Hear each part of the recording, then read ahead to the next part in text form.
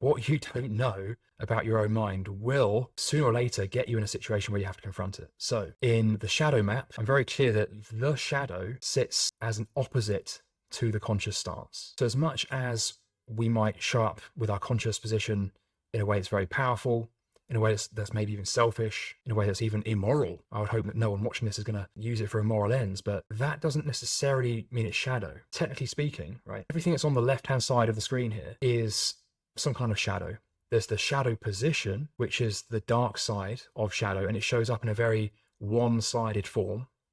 There's also the antithesis, which is the more wholesome aspect of this whole shadow realm. So all of that on the left-hand side is shadow. On the right-hand side, all of that pertains to the conscious position, whether that's the wholesome quality. But you see here how, as unwholesome as that use of power may be, it's not technically the same as shadow, except for the fact any idea taken to its extreme becomes its opposite. In other words, power contains shadow. Shadow contains power. They can look so different, and yet in a moment you can see how actually much about them is the same. The key, of course, is to engage in the inner work, alchemy, the reconciliation, and come back to the self by engaging with the light side of what's in the shadow realm on the left-hand side of the screen.